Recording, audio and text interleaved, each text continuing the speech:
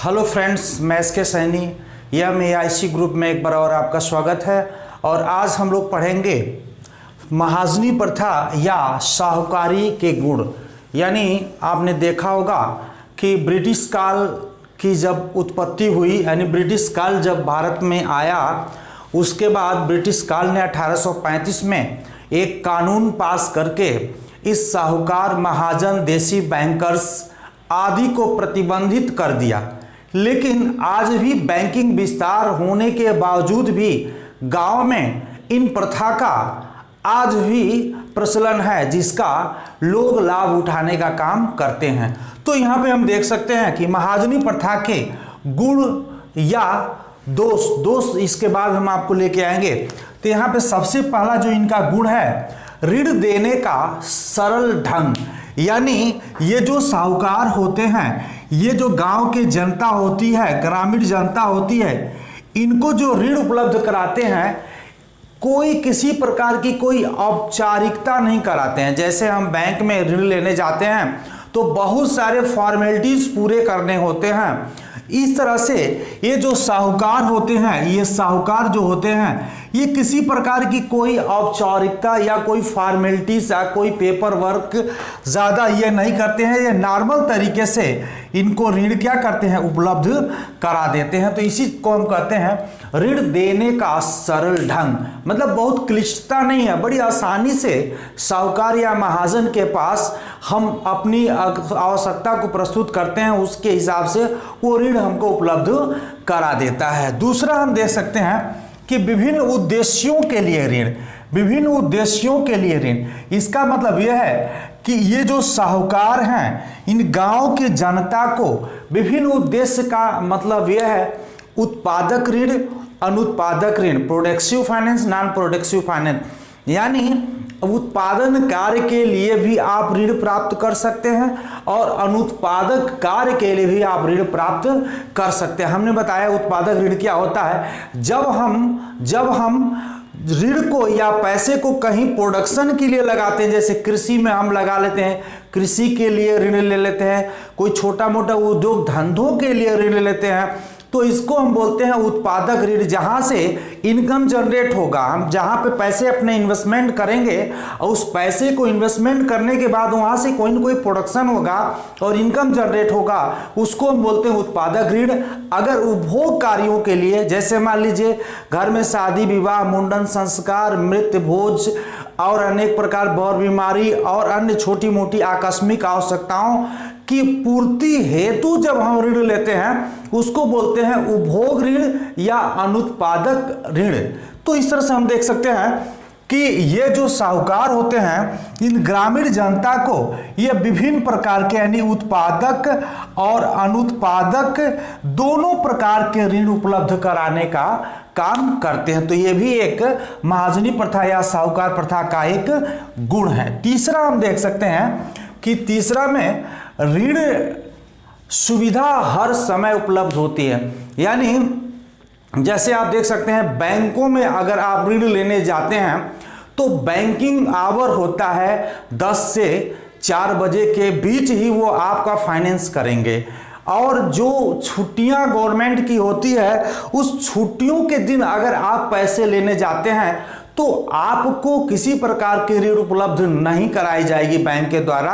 तो banking our के समय ही आप उससे ऋण प्राप्त कर सकते हैं। लेकिन साहूकार, महाजन, देसी बैंकर्स, बनिया, सेठ, जो ऐसे लोग होते हैं, इनके पास किसी प्रकार की कोई टाइमिंग नहीं होती है। आप जब चाहें तब आप इनके पास आप ऋण प्राप्त कर सकते हैं। अगर आपके घर में किसी को 12 बजे रात को मान ली किसी का तबीयत खराब हो गया, पैसे के अभाव है, आप इनके पास जाएंगे और आप अपनी आवश्यकता अनुसार अगर इनको बातें करते हैं तो बिना किसी जमानत के, बिना किसी प्रूफ के, बिना किसी क्राइटेरिया के, बिना किसी फॉर्मेलिटीज के आपको रात में भी यह ऋण उपलब्ध करा देंगे, जिससे आपकी रात की भी आवश्यकताओं की पूर्ति हो गई।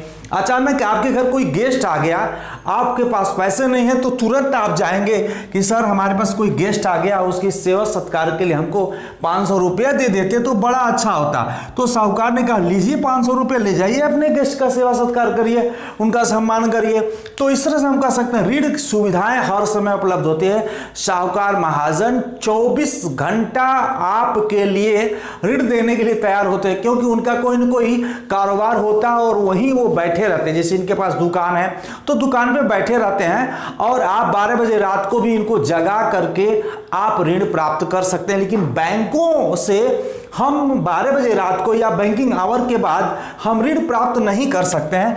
तो इसलिए हम कह सकते हैं महाजनी प्रथा का यह भी एक गुण है कि ऋण सुविधा हर समय उपलब्ध रहती है। नेक्स्ट हम देख सकते हैं कि विभिन्न अवधियों के लिए ऋण, विभिन्न अवधियों के लिए ऋण, जैसे जो साहूकार होते हैं इन ग्रामीण जनता को विभिन्न अवधि का मतलब होता है अल्पकालीन, मध्यकालीन, दीर्घकालीन, यानी शॉर्ट पीरियड और मिड पीरियड और लॉन्ग पीरियड के लिए फाइनेंस उपलब्ध कराता है। जैसे हमने बताया था कि जो अल्पकालीन ऋण होता है, अल्पकालीन जो ऋण होता है वो 12 से 15 माह के लिए होता है। तो ये जो साहूकार हैं, ये जो साहूकार हैं ये जनता को अल्पकालीन ऋण भी उपलब्ध कराते हैं, मध्यकालीन ऋण भी उपलब्ध कराते हैं, जिसको हम 15 माह से कह सकते हैं 5 वर्ष के लिए, यानी 15 माह से 5 वर्ष के लिए। दीर्घकालीन ऋण भी उपलब्ध कराते हैं। यह दीर्घकालीन ऋण उपलब्ध 5 वर्ष से 20 या 25 वर्ष के लिए भी ये ऋण उपलब्ध कराते हैं। तो इस तरह से हम कह सकते हैं साहूकार, महाजन, बनिया, सेठ ये विभिन्न अवधियों के लिए, यानी आपको शॉर्ट पीरियड, मिड पीरियड और लॉन्ग पीरियड, अल्पकालीन, मध्यकालीन, दीर्घकालीन, तीनों प्रकार के ऋण उपलब्ध कराते हैं। लेकिन अगर आप कमर्शियल बैंक के पास जाते हैं तो कमर्शियल बैंक केवल अल्पकालीन एवं मध्यकालीन ही ऋण उपलब्ध कराता है, क्योंकि हम उसके पास अल्पकालीन एवं मध्यकालीन दृष्टिकोण से ही पैसे डिपॉजिट करते हैं, जमा करते हैं। इसीलिए उसी बेस के आधार पे वो क्या करता है, केवल अल्पकालीन एवं मध्यकालीन यानी शॉर्ट पीरियड, मिड पीरियड के लिए ही कमर्शियल बैंक ऋण उपलब्ध कराता है। लॉन्ग पीरियड के लिए अगर फाइनेंस आपको चाहिए तो इंडस्ट्रियल बैंक के, औद्योगिक बैंक के पास आपको जाना पड़ेगा। औद्योगिक बैंक ही लॉन्ग पीरियड के लिए फाइनेंस उपलब्ध कराता है। तो इस तरह से हम देख सकते हैं कि लेकिन साहूकार, देसी बैंकर्स, महाजन है, ये अल्पकालीन, मध्यकालीन और दीर्घकालीन तीनों प्रकार के ऋण उपलब्ध कराते हैं। तो ये भी एक महाजनी प्रथा का एक गुण है इसके। और नेक्स्ट हम देख सकते हैं कि बिना जमानत के ऋण, ये बिना जमानत के ऋण जो साहूकार है, ये साहूकार हैं, ये जनता को किसी जमानत, बिना जमानत के, बिना सिक्योरिटीज के भी ये ऋण उपलब्ध करा देते हैं। यानी आपके पास अगर कोई गवाह नहीं है तो बिना गवाह के भी ऋण उपलब्ध करा सकते हैं, या कोई सिक्योरिटी पेपर नहीं है तो भी आपको ऋण दे दिया जाएगा। बिना आपके अचल संपत्ति को गिरवी रखे भी यह ऋण दे देते हैं। लेकिन ऋण की क्षमता व्यक्ति के ऊपर निर्भर करती है कि उसका क्रेडिट कैसा है, उसका साख कैसा है, उसका जो बैकग्राउंड कैसा है। उसी दृष्टिकोण से ये साहूकार, महाजन बिना जमानत के आम जनता को ये ऋण उपलब्ध कराते हैं। तो ये भी एक गुण है। अगर 12 बजे रात को आप जाते हैं तो कहते हैं हमको 5000 रुपया चाहिए, तो कोई गारंटी पेपर आपको रखने की जरूरत नहीं है, आपको मिल जाएगा। या दिन को ही जाइए या जब आपको जरूरत है तो जाइए।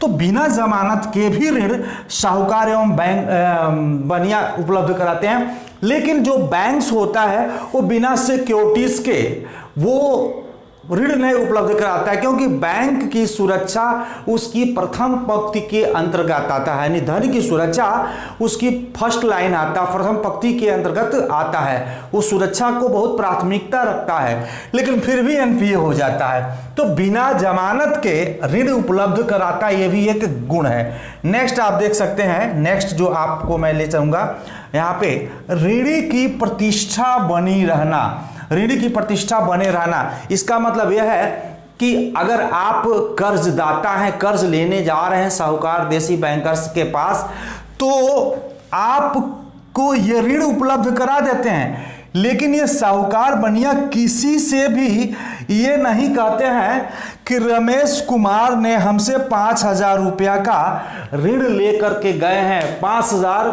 मैंने उनको कर्ज दिया है। तो इनको, रमेश जी को एक सम्मान बचा रहता है गांव में लोग ये नहीं जानते हैं कि ये कर्ज खाने वाला व्यक्ति कर्ज के तलो बड़ा दबा हुआ है, तो उसका सम्मान बना रहता है। लेकिन अगर बैंक में अगर आप ज़्यादा बकायेदार होते हैं तो बैंक से क्या लिखता है, एक पट्टी बनाता है, बैंक के सामने लिखता है बड़े बकायेदारों की सूची, और उसमें नाम लिखता है, यहाँ पे धनराशि लिखता है, पिता का नाम लिखता है, गांव का नाम लिखता है, जिससे आपको स्पष्ट हो जाता है कि इस व्यक्ति के ऊपर बहुत बड़ा कर्ज है और इसलिए इसका क्रेडिट बहुत खराब है। इसलिए इसको अब किसी प्रकार का हमारे द्वारा आर्थिक सहयोग नहीं देना चाहिए और समाज में उसकी बड़ा थोड़ा सा बेइज्जती होता है, समाज में उसकी जो स्थान कम हो जाता है, उसका क्रेडिट कम हो जाता है, साख कम हो जाता है। तो इस तरह हम कह सकते हैं महाजनी प्रथा का ये भी एक गुण है कि ऋणी की प्रतिष्ठा बने रहना, यानी जिनको ये पैसे देते हैं उनकी जो गोपनीयता रखते हैं, किसी भी व्यक्ति से नहीं बताते हैं कि रमेश, महेश, सुरेश आदि ने हमसे 10, 5, 20 हजार रुपया का कर्ज लिया है। तो इस तरह से देख सकते हैं कि धीरे से आदमी जाता है और पैसे लेकर आता है, जैसे उसके पास पैसा होता है वो साहूकार बनिया को पैसा तुरंत रिटर्न कर देता है, जिससे उसकी प्रतिष्ठा बनी रहती है और बैंकर्स बनिया का भी काम चल जाता है, उसका भी काम चलता है। फसलों के बिक्री में सहायता, फसलों के बिक्री में सहायता से तात्पर्य है कि ग्रामीण जनता के पास संसाधन का अभाव है, मंडी तक अनाज को ले जाने में असुविधा है, क्योंकि मंडी का भी एक टाइमिंग होता है। और तो इस तरह से जो देसी बैंकर्स महाजन लोग होते हैं गांव में, ये क्या करते हैं, या तो फसलों को खरीद लेते हैं मंडी से कुछ कम रेट पे, या तो ये अपना जो भी उनके पास संसाधन है उनके अनाज को वहां तक पहुंचाने का काम करते हैं, जिसके बदले में कुछ न कुछ उनसे ये वसूल करते हैं, अनाज वसूल करें या पैसे वसूल करते हैं। तो इस तरह से हम सकते हैं फसलों के बिक्री में सहायता। अगर नहीं बेच पा रहा किसान, जैसे मान लीजिए किसी किसान के पास मान लीजिए 50 किलो अनाज है और मंडी मान लीजिए 20 किलोमीटर दूर है, तो उसको वहां तक ले जाने आने में तो उसके भाड़े, किराए और एक दिन का समय नष्ट होता है, और क्या उसके हिसाब से बिक पाता है कि नहीं बिक पाता है। तो इसलिए किसान के पास ज़्यादा न हो जाने के कारण वो मंडी तक नहीं पहुंच पाता है। तो इसलिए जो महाजन साहूकार होते हैं, छोटे छोटे किसानों के छोटे छोटे जो रकम होते हैं वो खरीद करके इकट्ठा अपने पास रख लेते हैं, और उसके बाद जब ज़्यादा हो जाता है तो ये अपने साधन से क्या करते हैं, उसको मंडी तक ले जा करके पहुंचा करके बेच देते हैं, और इनका, किसान का भी काम चल जाता है और ये साहूकार का भी काम चल जाता है। तो इसलिए हम कह सकते हैं कि फसलों के बिक्री में भी सहायता। नेक्स्ट, कुटीर उद्योगों को ऋण, ये क्या करते हैं, छोटे छोटे अगर उद्योग धंधा आप करना चाहते हैं, जैसे किसी को पान की टंकी लगानी है, उसके लिए 5,000 रुपये की जरूरत है, तो उसको पान की टंकी के लिए ये उपलब्ध करा देंगे। मान लीजिए कोई चाय की दुकान खोलना चाहता है तो उसको 10-5 हजार रुपया उपलब्ध करा देंगे। जैसे मान लीजिए कोई ऐसा छोटा मोटा उद्योग धंधा जो भी साइकिल के पंचर बनाना चाहता, पैसे नहीं है, दुकान करना है उसको, कोई प्रेस करना चाहता है, यानी हम कह सकते हैं वो छोटा मोटा उद्योग धंधा जो 10, 5, 20, 50 हजार के नीचे से शुरू किया जा सकता है। तो ऐसे उद्देश्यों की पूर्ति के लिए भी साहूकार, महाजन, देसी बैंकर्स आदि ऋण उपलब्ध कराते हैं। तो इस तरह से हमने देखा महाजनी प्रथा की ये गुण था, और नेक्स्ट वीडियो में हम महाजनी प्रथा के दोष को लेकर के आएंगे। ये चैप्टर बड़ा लंबा है और हम लोग इसका अध्ययन करेंगे। आज के लिए इतना ही, और ज़्यादा से ज़्यादा सब्सक्राइब, शेयर्स कर सकते हैं आप।